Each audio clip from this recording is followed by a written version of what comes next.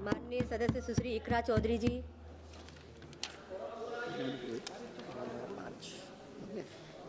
धन्यवाद अध्यक्ष जी। मैं वित्त विधेयक 2026 और उसके आधार पर प्रस्तुत किए गए केंद्रीय बजट का कड़ा विरोध करने के लिए खड़ी हुई हूँ। यह विकसित भारत या युवा शक्ति का बजट नहीं है, ये एक धोखे का बजट है जिसे रिकॉर्ड आवंटन, वित्तीय अनुशासन, समावेशी विकास की पुरानी भाषा में लपेटकर पेश किया जा रहा है। मैं इसकी सच्चाई को सरल शब्दों में सामने रखना चाहती हूँ, क्योंकि भारत की जनता सिर्फ नारे की नहीं, सच्चाई की भी हकदार है। सबसे पहले जिस वित्तीय अनुशासन की बात सरकार कर रही है, मैं ये बताना चाहती हूँ सदन को कि वो अनुशासन समाज कल्याण और राजस्व में कटौती करके हासिल किया गया है। इस सरकार बजट के आकार को जोर शोर से बड़ा बता रही है, लेकिन गरीबों के कल्याण के लिए बजट में घुटन है। उनके लिए खर्च का दायरा लगातार सिकुड़ रहा है। देश पर कुल कर्ज जीडीपी का करीब 55% है। ब्याज भुगतान में ही बजट का लगभग 1/4 हिस्सा चला जाता है, जो कुल राजस्व का 40% है। आम आदमी को इस बजट साइज से कोई फायदा नहीं। यह साइज पुराने कर्ज चुकाने के काम आ रहा है, गरीबों के कल्याण में नहीं। अध्यक्ष महोदय, सरकार ने 2019 में कॉर्पोरेट टैक्स में उद्योगपतियों को छूट दी थी और कहा था कि 30% टैक्स घटाने से निवेश और रोजगार बढ़ेगा। बाद में आरबीआई की रिपोर्ट ने स्वीकार किया कि कंपनियों ने लगभग 1.5 लाख करोड़ के लाभ का उपयोग कर्ज चुकाने, नकदी जमा करने और बकाये बायबैक में किया, ना कि नए निवेश या रोजगार में। कॉर्पोरेट टैक्स टू जीडीपी अनुपात घटा है, मुनाफा बढ़ा, लेकिन रोजगार ठहर गया है। ऑटोमेशन और ठेका श्रम ने स्थायी नौकरियों की जगह ले ली। आज भी एमएसएमई को कर्ज नहीं मिल रहा। युवाओं में बेरोजगारी बनी हुई है और असमानता लगातार बढ़ती जा रही है। शीर्ष 1% ने विकास का बड़ा हिस्सा अपने पास रख लिया, जबकि बाकी जनता ने अप्रत्यक्ष करों और कटे हुए कल्याण के माध्यम से इसकी कीमत चुकाई है। यह विधेयक उसी कॉर्पोरेट प्रथम नीति को जारी रखता है। यह सुधार नहीं, बल्कि बड़े उद्योगों के सामने आत्मसमर्पण है। पहले भी सरकार एक गलती फिर से दोहराने जा रही है। सरकार उद्योगों को सीएसआर में छूट दे रही है। सीएसआर फंड से जनता के लिए जरूरी विकास कार्य किए जाते हैं। सरकार ने पहले भी कॉर्पोरेट टैक्स में जो छूट देकर निवेश और रोजगार बढ़ाने का वादा किया था, लेकिन इस छूट का फायदा सिर्फ उद्योगपतियों ने कर्ज चुकाने में किया, ना कि देश के अंदर रोजगार या विकास में हुआ। अब सीएसआर में ढील देकर सरकार ठीक वही गलती दोहरा रही है। इससे स्कूल, सड़क और अस्पताल जैसी बुनियादी विकास कार्यों पर फर्क पड़ेगा। इनकम टैक्स और जीएसटी आज देश की कुल आमदनी का 65% है। नौकर पेशी और मध्यम वर्ग आज देश को चला रहे हैं। वहीं बड़े उद्योगपति जो 2015 में 62% योगदान देते थे, आज मात्र 40% ही दे रहे हैं। ये साफ है, उद्योगपतियों मित्रों को राहत दी जा रही है और आम जनता के लिए आफत बढ़ाई जा रही है। पिछले 1 दशक से मजदूरी बिल्कुल नहीं बढ़ी। पहले छोटे से छोटा आदमी अपनी मजदूरी बचाकर डाक खाने में जमा करता था। आज 2 वक्त की रोटी का इंतजाम भी मुश्किल हो गया है। आरबीआई का डेटा बताता है कि पर्सनल लोन 500% बढ़ गया है। लोग लोन अपनी तरक्की या मकान के लिए नहीं ले रहे, बल्कि रोजमर्रा की छोटी छोटी जरूरतों को पूरा करने के लिए आज ले रहे हैं। इस फाइनेंस बिल ने देश के सबसे कमजोर वर्गों के विकास, कल्याण और रोजगार सृजन के लिए कोई समाधान नहीं दिया। आय बढ़ाने का कोई रोड मैप नहीं है। युवाओं की नौकरियों का सपना टूटता जा रहा है। अध्यक्ष महोदय, देश की अर्थव्यवस्था कई फैक्टर्स पर निर्भर करती है। हाल के दिनों में सरकार ने 2 बड़े ब्लंडर किए हैं, जिनका बोझ आम जनता को उठाना पड़ रहा है।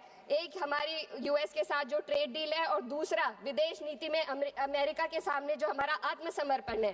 खाड़ी क्षेत्र में कभी भारत का रुख स्वतंत्र और संतुलित था, लेकिन आज हमें दूसरों के संघर्ष में उलझकर नुकसान उठाना पड़ रहा है। ईरान अमेरिका इजराइल विवाद में भारत एशिया का सबसे बड़ा नुकसान उठाने वाला देश बना है। चीन सस्ता तेल लेकर अपने नागरिकों को राहत दे रहा है, जबकि हमारे यहाँ एलपीजी और पेट्रोल की कीमतें लगातार बढ़ती जा रही है। ईरान जैसे पुराने मित्र के कठिन समय में हम खुलकर समर्थन नहीं कर सके और आज गैस आपूर्ति के लिए बार बार अनुरोध करना पड़ रहा है। विदेश नीति साहस और स्पष्टता से चलती है। इसको ईरान के शहीद supreme leader Ayatollah Ali Khamenei ji ने अपनी शहादत से साबित किया।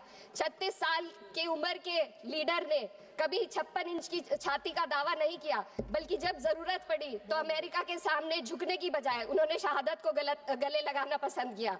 लचर विदेश नीति ने देश को महंगाई और आपूर्ति के संकट की दहलीज पर लाकर खड़ा कर दिया है। सरकार कहती है भंडार पर्याप्त है, तो कीमतें क्यों लगातार बढ़ती जा रही है? अमेरिका के साथ जो हाल है वह व्यापार समझौता भी यही बताता है। आज भारत अमेरिका के साथ $40 बिलियन का ट्रेड सरप्लस रखता है, लेकिन इस समझौते के बाद हमें हर साल $100 बिलियन का आयात करना पड़ेगा। इससे सरप्लस घाटे में बदल जाएगा। इस ट्रेड डील ने देश के किसानों को अमेरिका के अमीर किसानों के हाथों बेच दिया है। अगर ट्रेड डील करनी ही थी तो पहले देश के किसानों को अमेरिकी किसानों की तरह भारी सब्सिडी देते, उन्हें तैयार करते और फिर ट्रेड डील करते। यह तो वैसा है जैसे दौड़ में किसी के हाथ पैर जंजीरों से बांध दिए गए और फिर कहा जाए अब दौड़ कर दिखाओ। हमारे किसानों के हाथ पैर महंगी यूरिया, महंगी बिजली और महंगे कृषि यंत्रों से बंधे हुए हैं। अध्यक्ष महोदय, फाइनेंस बिल पर बात हो और महंगाई पर बात ना हो तो आम लोगों के साथ अन्याय है। आम आदमी के लिए रोजमर्रा के खर्चे महंगे होते जा रहे हैं। एलपीजी, स्वास्थ्य और शिक्षा की महंगाई सबसे अधिक है। सरकार 2025 में महंगाई को 1.7% बताती है।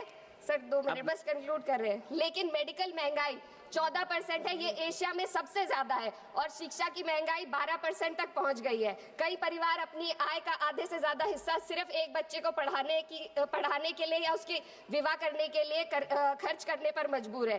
पिछले बजट में वित्त मंत्री ने एम्प्लॉयमेंट लिंक्ड इंसेंटिव स्कीम की घोषणा की थी। उम्मीद थी इससे 4 करोड़ नौकरियां बढ़ेंगी। 2 लाख करोड़ का बजट भी दिया गया, लेकिन यह योजना एक भी युवा को नौकरी देने में असफल रही। इसी तरीके से पीएम इंटर्नशिप स्कीम का हाल भी यही है। 1.6 लाख का ऑफर दिया गया। Sir 2 minute. 16,000 युवाओं ने ज्वाइन किया, आधे से ज्यादा बीच में छोड़कर चले गए और अंत में सिर्फ 95 युवाओं को नौकरी मिली। सरकार ने चुपचाप इसका बजट 95% घटा दिया।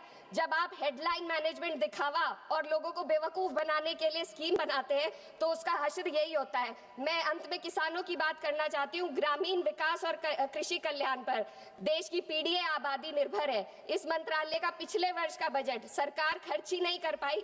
53,000 करोड़ ग्रामीण विकास और 7,000 करोड़ कृषि कल्याण के लिए बेकार पड़ा रहा। गांव, किसान और मजदूर मदद की उम्मीद कर रहे थे, लेकिन सरकार हाथ पैर बांधे बैठी रही। अध्यक्ष महोदय, इसलिए मैं इस सदन से मांग करती हूं कि इस वित्त विधेयक को खारिज किया जाए। 2019 की कॉर्पोरेट टैक्स कटौती को वापस लिया जाए। सामाजिक क्षेत्र पर खर्च को कम से कम जीडीपी का 6 से 8% तक बढ़ाया जाए। हर पूंजीगत खर्च को रोजगार सृजन से जोड़ा जाए और वास्तविक एमएसपी का ग्रामीण सुरक्षा सुनिश्चित की जाए। इससे कम कुछ भी 140 करोड़ भारतीयों के साथ धोखा होगा जिन्होंने हमें चुना है। महोदय, ये जनता सब देख रही है। इस सदन को तय करना होगा कि हम कॉर्पोरेट कल्याण के हक में काम करेंगे या जनता के कल्याण में। मैं इस विधेयक का विरोध करती हूँ। बहुत बहुत शुक्रिया।